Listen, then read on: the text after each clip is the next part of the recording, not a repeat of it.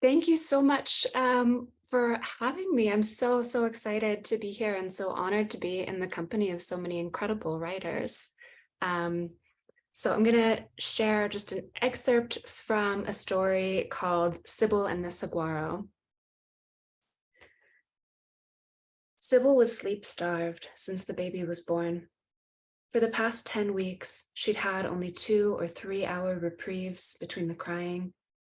In his crib, Elliot wailed in piercing, severe screams, so hard that Sybil thought he'd blow his little lungs out. He was premature and colicky, born with no hair, no eyebrows, no eyelashes. Pale blue veins traced beneath his translucent skin. Elliot's eyes were black like his father's, and when Sybil looked into them, no matter how hard she searched, she couldn't connect.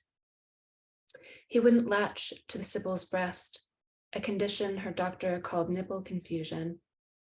He writhed and resisted when she tried to place him in a nursing position, straining to find the muscles to turn his face away from her. If Elliot wasn't sleeping, he was screaming. Sybil's husband, Ted, tried to be helpful. He made oversized portions of Sybil's favorite foods, like he'd done before Elliot was born. While she was in her third trimester, Ted did all of the cooking, and Sybil would sit under a blanket on the couch, eating bowls of mashed potatoes with butter and garlic, and fat noodles smothered in tomato sauce. Ted made chocolate chip cookies, and Sybil ate them hot out of the oven with big, chilled glasses of milk. Careful not to wake her, he quietly collected the dishes stacked on her basketball belly. Now, though, the thought of food passing through her seemed grotesque. She was torn and needed stitches after the birth. There was blood and swelling and burning. Sybil wanted some semblance of control over her body's mechanisms. Still, Ted cooked, and untouched, foil-covered dishes filled the fridge. Sybil was frail, and her cheekbones jutted. But what did it matter if she wasn't nursing? She could not produce the milk that the baby did not want. A neat little circle of nothing, Sybil thought. Ted told her all of the time that she wasn't being patient enough, that things would get better. The baby would sleep, he insisted. Her body would mend. All of this was natural. Sybil thought about the slow death of a wide-eyed wildebeest, jerking between the clenched, bloody fangs of a lion on the savannah, and how that was natural too. Ted was always trying to calm Sybil down, insisting she needed to give herself time to adjust. The last time he told her to be patient, they were in the car on the way home from one of Elliot's checkups, and Sybil thought of driving off the road. It was midnight when she left. She'd just put Elliot back in his crib after giving him a bottle and swaddling him snugly. The baby never seemed comforted or sated, only like he'd exhausted himself. Ted snored on his back with his mouth agape.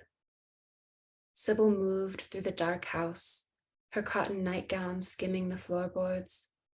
She stopped before the front door and slid on her brown leather sandals without thinking to close the door behind her. She stepped out into the clear, cold air. Sybil walked down the driveway to the quiet street, rows of porch lights and lampposts illuminating one manicured lawn after the next. The neighborhood hummed a hushed white noise while everyone slept in their designated spaces. She walked and walked, falling into a mindless rhythm. Sybil went for miles. Spaces between the houses grew longer until the Catalina suburbs fell away and she was alone on the dark road under the sprawling, star-strewn sky. The moon was slung low, a lone pearly eyeball. Sybil walked toward it, staring straight into its glow.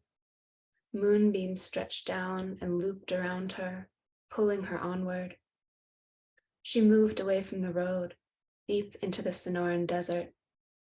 Clumps of saltbush and June grass peppered the gently sloping hills. Giant saguaros reached their arms to the inky sky, suspended in holy praise.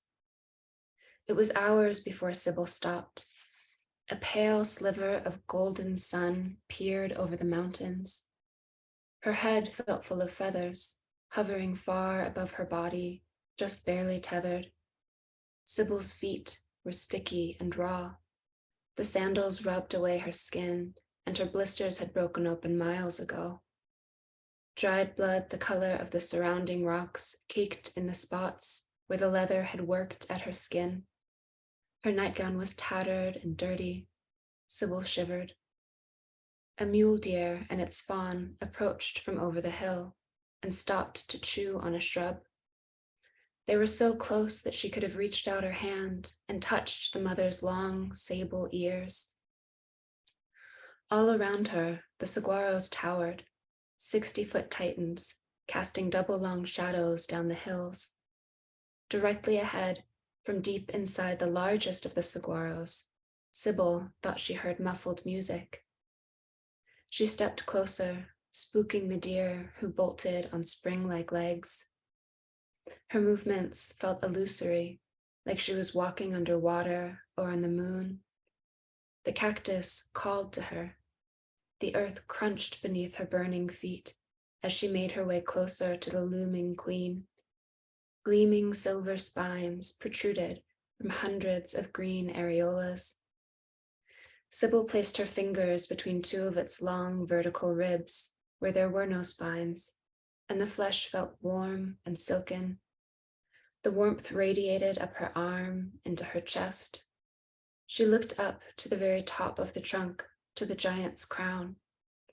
The music was clearer now and seemed familiar. Sybil wanted to be closer, to be enveloped.